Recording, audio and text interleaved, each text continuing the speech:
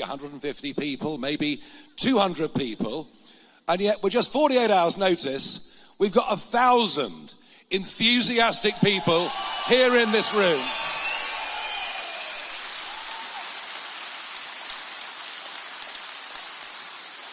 And I tell you what, if we had a couple of weeks to plan it, I can't imagine how big a crowd we could get in this part of the country. We will be doing a national event that'll take place this Sunday at midday at the NEC in Birmingham, and I fully expect it to be the biggest active political meeting that this country would have seen in modern times. I really do.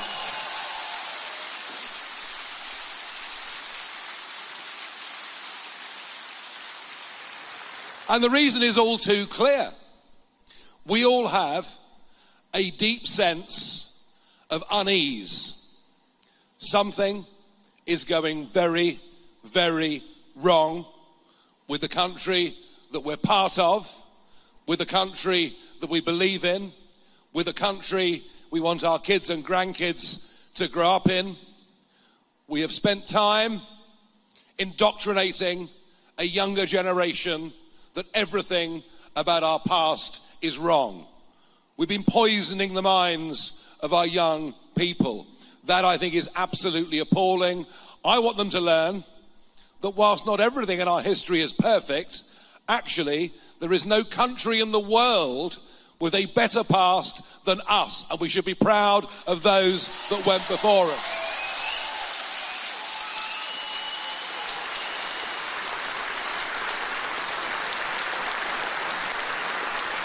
There is a growing deep sense of unease about crime on our streets. The fact, and it doesn't matter where you are, you can be in the poorest part of the country or the richest part of West London. The number of young people out there now threatening people, stealing mobile phones and carrying knives makes us all, wherever we live, think twice, doesn't it? About going out in the evening. And I'm aiming this particularly to young people. And by the way, one thing they can't understand is the extent to which I am connecting with the younger generation. It's very, very exciting.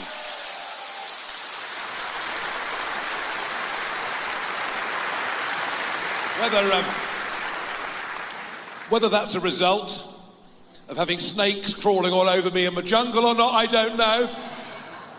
But I do have the most active TikTok of any British political figure by miles, and I sense the younger coming. But it's interesting. You think, well, fear of crime is when you get older. No. It's the younger people that now fear crime more than the middle-aged and the elderly, because they want to go to music concerts. They want to go out clubbing. Something for which the North East is world-renowned, incidentally. And they're deeply fearful that other young people are carrying knives. So there's a sense of unease about that. And the answer, of course, to that is a completely different, less woke approach to policing. And we should be executing stop and search, stop and search, stop and search.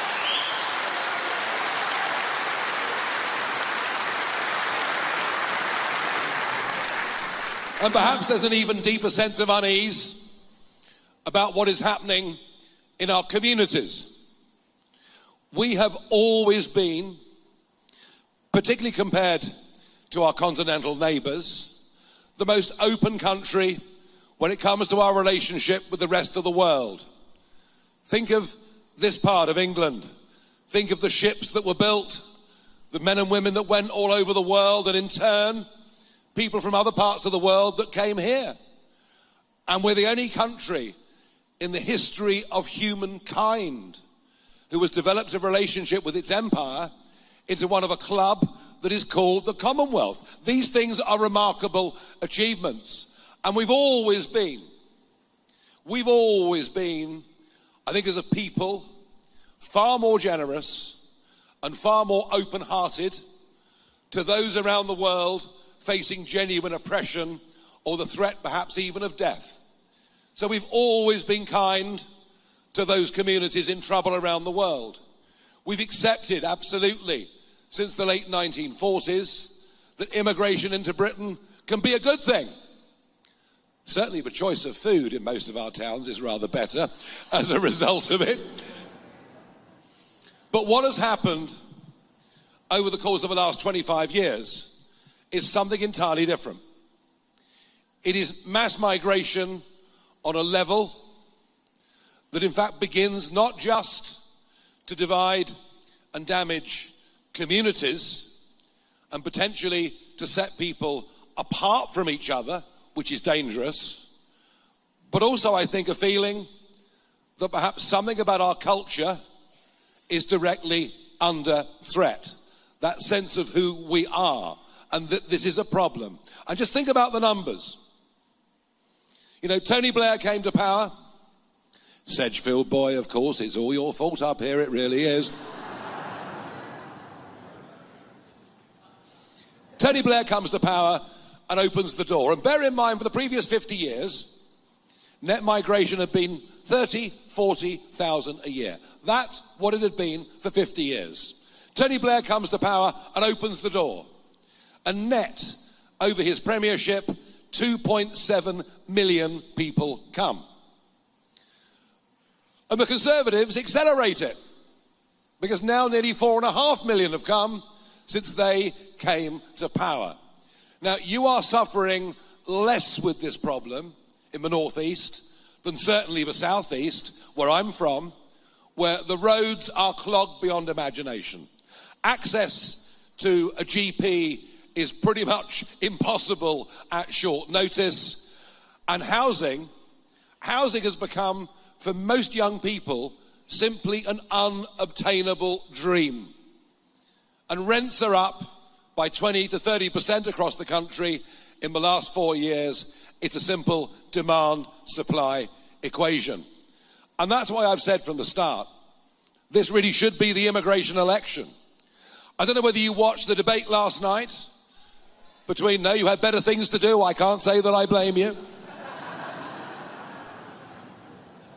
But if you did watch the debate last night, furious arguments on tax, furious arguments on immigration, furious arguments on the Channel boat crossings, a subject that I will return to, I promise you, it's my specialist subject.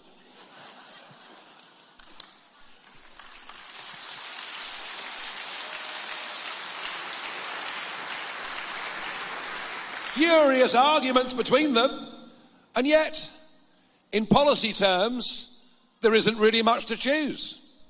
In fact, the more they argued, the more they seemed the same. Has your phone stopped ringing? I'm so sorry to inconvenience you, I really, really am. Don't worry about it, I don't mean it. And so, we have a sense things are going wrong. And by the way, if you're self-employed out there or running a small limited company, you know what I'm about to say, that neither front bench has any comprehension of who you are or what you do. None.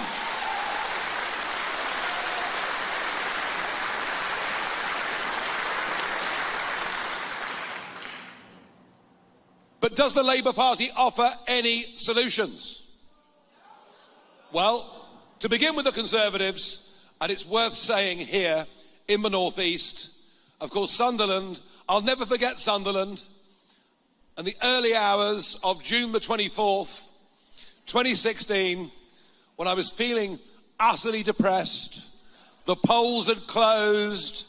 It was the end of a 25-year journey for me, because I'd just gone on relentlessly believing that the best people to govern Britain were the British people themselves. That was what I fought for all those years.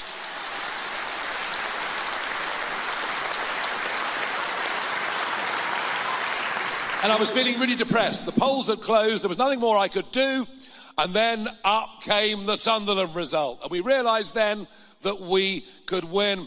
And I've been back in Sunderland many times since, but I was here in 2019 when Theresa May was messing around, not keeping her promise, and we launched the March to Leave.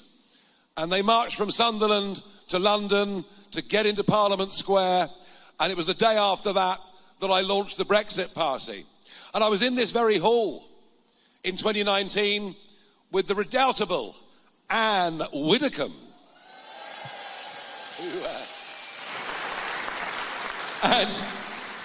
And we won the European elections. We got rid of the useless Mrs. May, which was a good scalp, I can tell you. One of the most useless prime ministers of modern times, although there is fierce competition. But of all the regions of the United Kingdom, where did we get the highest result? Here in the northeast of England.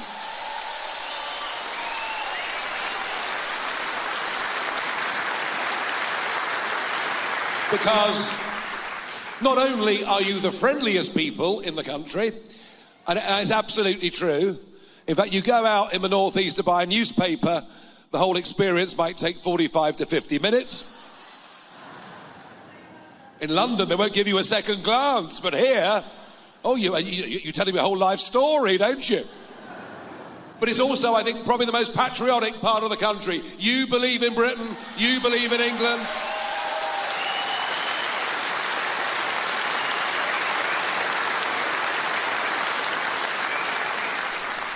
So when I very generously stood down against Boris Johnson and 320 seats, an announcement that I made in Hartlepool, and it gave Boris an open door and helped him get the biggest majority of modern times. But you all know we voted Brexit to take back control of our borders, to reduce the numbers of people coming into Britain. And frankly, what they've done is nothing less than a complete betrayal of the Brexit vote and of that vote in 2019.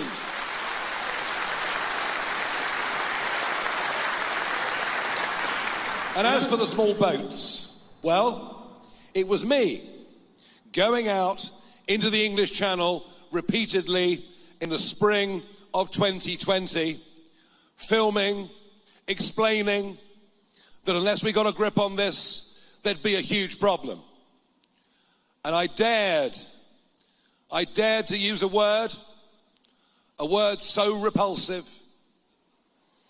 that it must never be repeated in polite society. A word so awful that I'm to be a pariah for the rest of my life. I dared to say that I feared there would be an invasion of small boats across the English Channel. Well, now, 4,000 boats and 128,000 people later, if it's not an invasion, what the hell is it?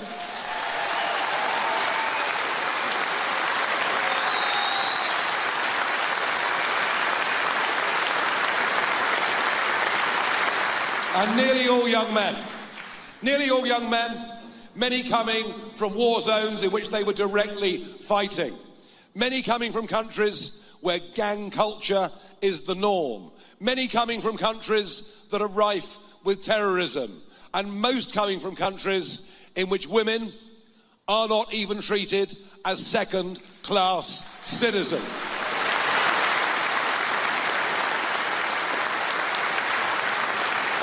And I've said that this should be a national security emergency. Now, funny enough, the only reason Boris started talking about the Rwanda plan was fear of me. And the same goes now for Sunak. He says the planes would have gone to Rwanda in July. He told us that people were already in detention, waiting to go on those flights. What he didn't tell us last night was that every single one of those people that's been detained has now been released on bail using human rights laws, and many have absconded and disappeared into the community. And blow me down if Keir Starmer, in one of those rare moments last week when he appeared to be awake,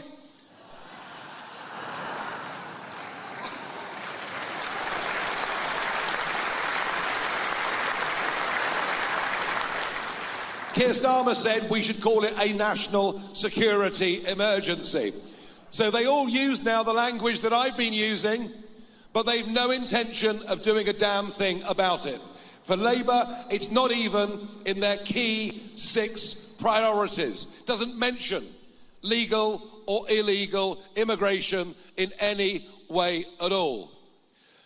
So I, having fought so hard to try to achieve that historic moment when we got back our independence and self-government, I was more than happy on the 1st of February 2020, once we were out, to say, I will pursue a different future.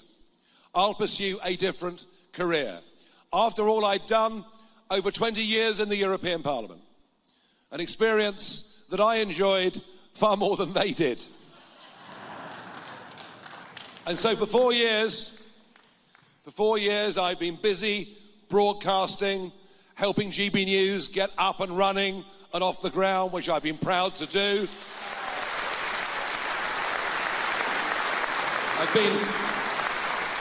I've been much in demand in America, speaking at universities and all sorts of business events. And life's been really good. Life has been really good. I've not had the abuse. I've not had the pressure. I've not had the 18, 20-hour days. And I've earned good money. And guess what? I've just given it all up to come back and lead you, all right?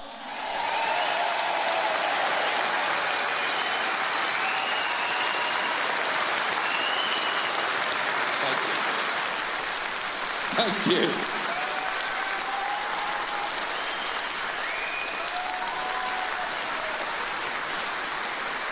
Now, there are some who think that maybe I need my bumps felt.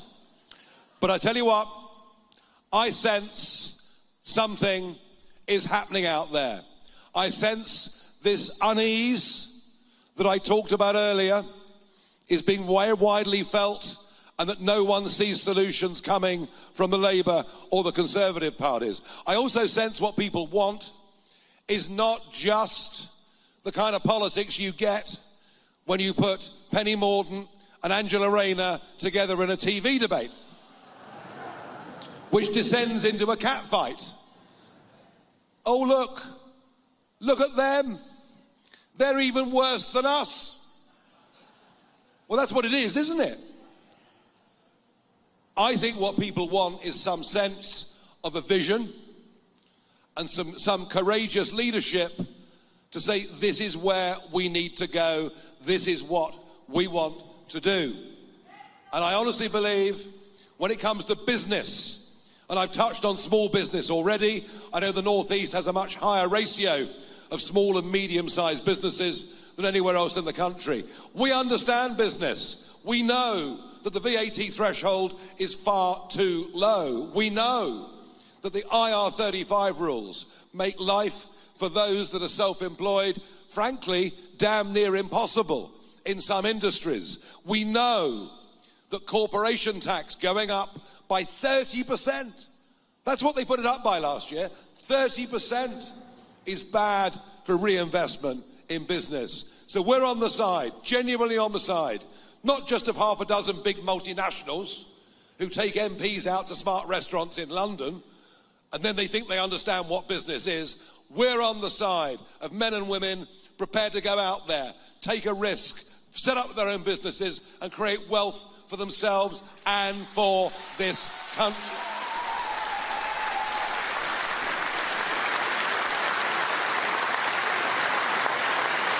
And talking of business, with us today in the audience is a North East businessman you might have heard of. Now, all of you here who support Sunderland Football Club, yeah, I know, calm down. I'm going to ask you to put football rivalries aside for a moment. I'm delighted that joining us today, supporting us, giving us a donation after decades of publicly supporting the Conservatives, somebody who's been a phenomenal, amazing success story, indeed role model for people in the North East. With us today, supporting us, with us now, is Sir John Hall. Thank you.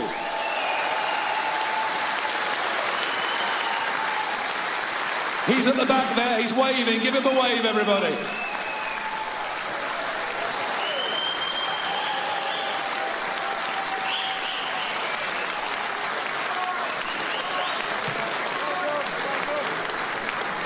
John, thank you for coming out so publicly for us, and I promise you, this is the first time ever that a crowd in Sunderland have stood up and cheered you, and it's a very appropriate moment.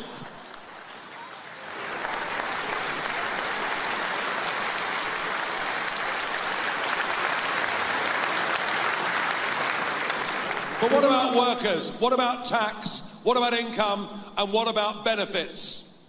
Now, the numbers claiming benefit have gone through the roof, especially since the pandemic. And by the way, just quickly on that pandemic, the Tories say we're in economic trouble because of the pandemic. But hang on, you didn't need to lock us down for a second and a third time. You didn't need to take away our freedoms in a way that weren't even done during World War II, and all of it with Labour support. I actually believe the long-term economic and psychological damage from lockdowns 2 and 3 represents the biggest mistake any British government supported by the opposition has ever made in peacetime.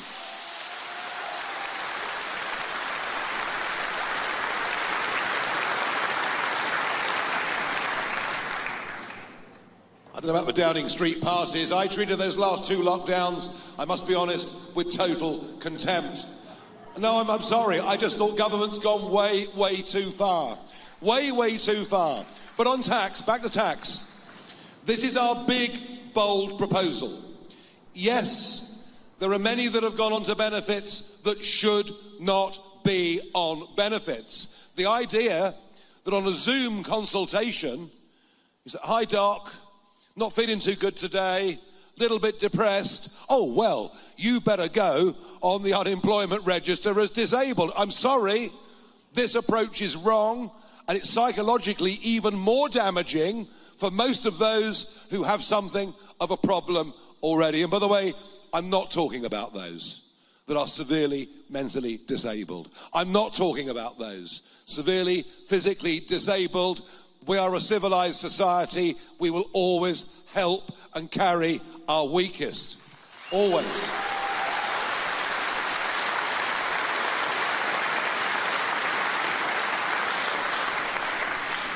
But there are many in that situation who would rather not be there. But they're trapped. They're trapped because if you're on benefits and you go to work and you work for more than 16 hours a week, you start to lose your benefits. You're therefore better off not working.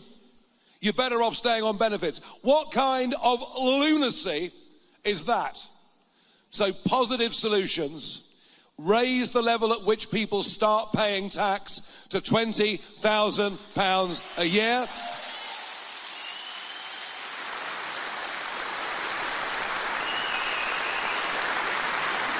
And then not only do people come off benefits and go back to work because it's better for them financially, it'll also be better for them psychologically as well. That's the kind of thing we're going to fight for.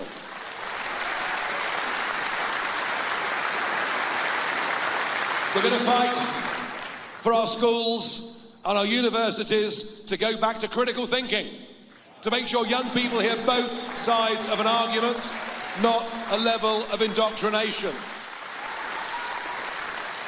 We will fight for net migration. Of course people can come. Of course people can go. But we'll fight for net migration to get to zero, to give us a chance to catch up with the massive backlog in health and housing in this country.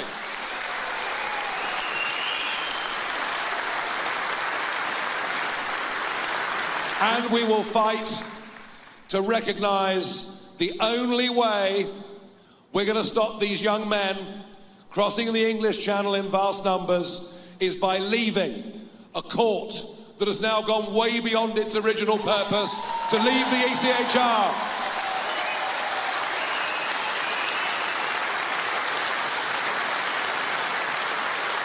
We must get back control of our borders. That is what we voted for, again and again and again.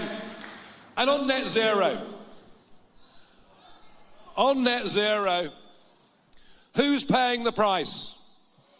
Who's paying the price? And by the way, once again, there's almost no difference between the parties.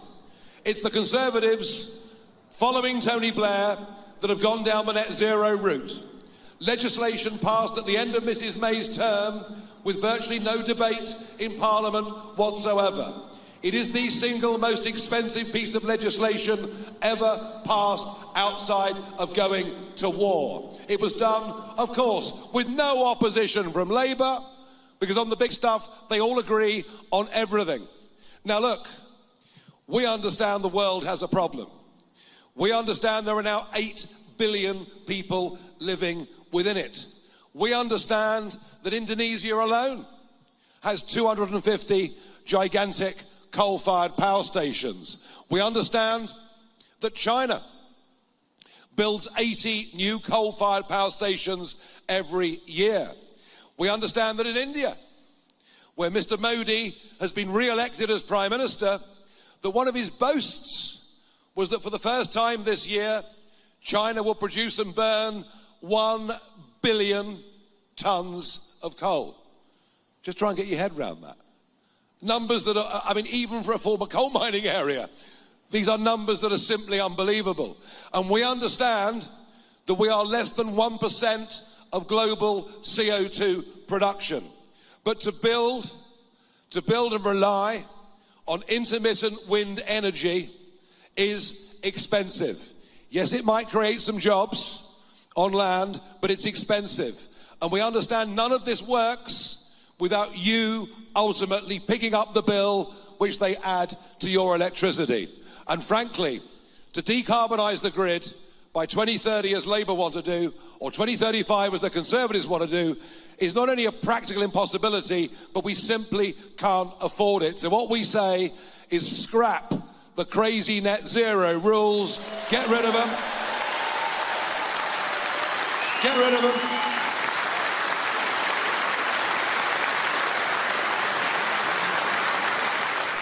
And does that mean we're irresponsible? Well, look, what was the good?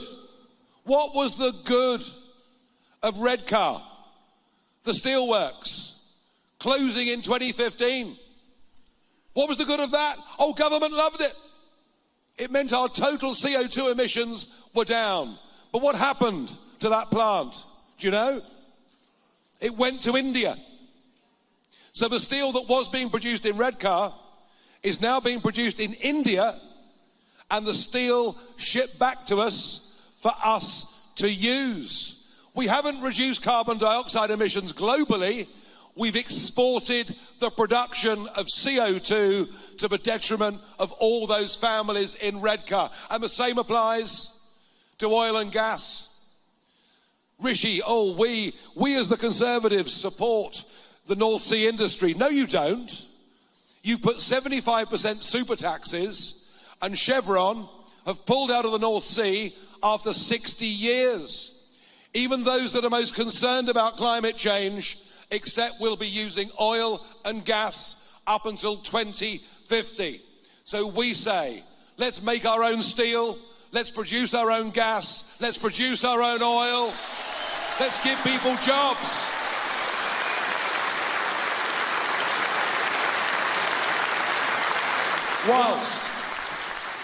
Whilst at the same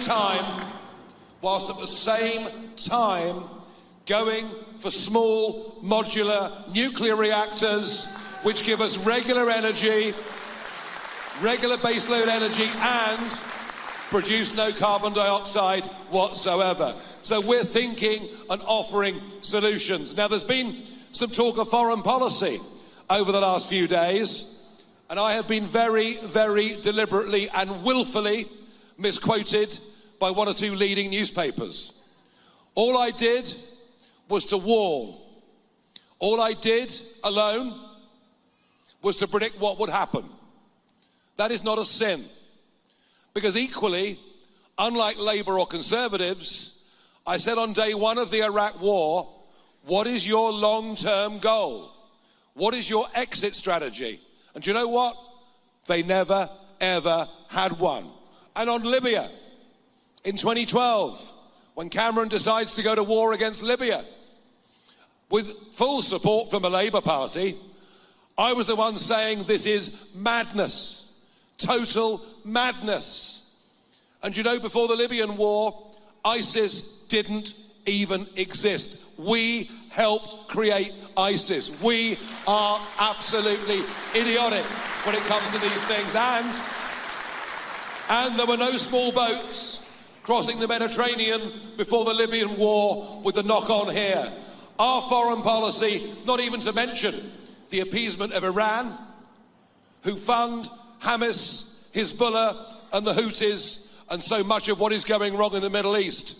I would put myself up on foreign policy against any of these people. I have got the track record of being right.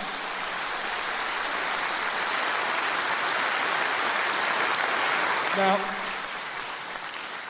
I've laid out some of the things that we stand for. I've laid out some of the positive vision that I think we need for the future. Now, we're up against the Conservative Party, or should I perhaps more accurately describe them as an international betting consortium. Gets worse every day, doesn't it? Story after story. I mean, now we learn of a Conservative MP who allegedly has put £8,000 on his Labour opponent in his own seat to win. I mean, would you bet against your own team at football? Well, if you were caught, you'd be kicked out of the club, and quite right too. More and more of them are being dragged in, and it shows you their sense of arrogance and entitlement. And the truth of it is, the Conservatives deserve to lose this election, but Labour don't deserve to win.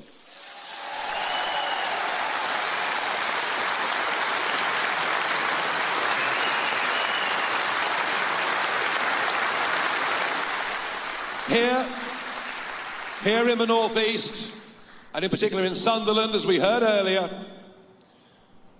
in this part of this country, Reform UK is now second to Labour in every single constituency, with the Conservatives trailing in third.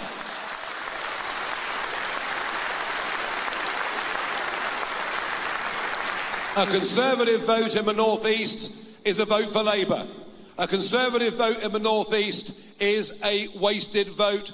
We are the challengers, and I want Conservative voters who feel that Brexit's been betrayed, that after 14 years they deserve to lose this election, to switch their support to us. But here's the important thing. A lot of people are saying Labour because they've gone back to where they were before. A lot of these people in the intervening years had voted UKIP or Brexit Party. They're saying Labour. But look, Starmer won't stop the boats. Mass immigration will continue. He'll take us closer back to the European Union.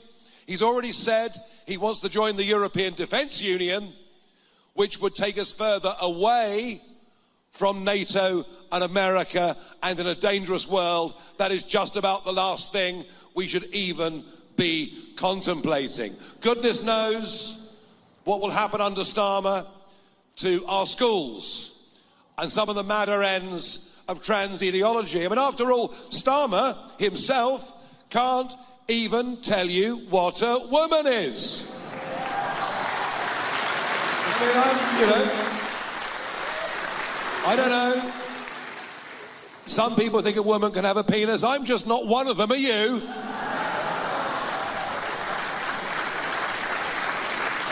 Your vote isn't going to change this result. We know the result already. Labour have won. The question is, who can stand up and be a genuine voice of opposition. And I don't just mean in Parliament, I mean across the country. As we proved with the Leave the EU campaign, you can be mighty effective when you organise yourself into groups, town by town, and are prepared to work. And I called it the People's Army, and we beat the establishment. Well, we now face an even bigger and tougher job. Be in no doubt, every single vote for reform and every single elected reform member is going to be the voice of opposition for the next 5 years. And I urge people,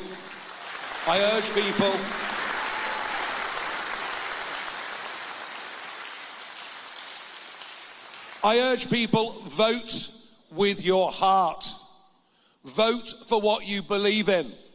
Don't vote for one of the other two because you think they're less bad than the other lot. Do something positive. And with me, you'll get a leader, whether you like me or not, you'll get a leader who is consistent, a leader who doesn't change, a leader who's got principles, a leader who is unafraid to tell the truth, even if it's unpopular at a certain moment in time.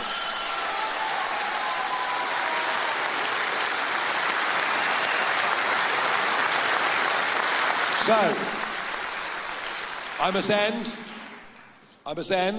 because I can tell you're getting very, very bored with me. Well, there've been no milkshakes thrown yet, so we must be doing quite well. I want to end with this. Thank you. Thank you at short notice for turning up in numbers like this and filling this big hall. Incredible. Thank you. But remember this. Just agreeing is not enough. We have to restructure. We have to build an organisation across this country that has branches and has roots. We have to mobilise. We have to organise. Once we've done that, we'll be able to energise. I know there is a silent majority of people out there that in their hearts feel the same way as we do. This is but the first step of a very big and a very important journey. And I'd say to all of you, please, don't just agree, join us, help us, spread the message, do what you can, and thank you for this amazing reception here in the North East today. I'll be back with you in a few months' time. Thank you very, very much indeed, everybody. Thank you.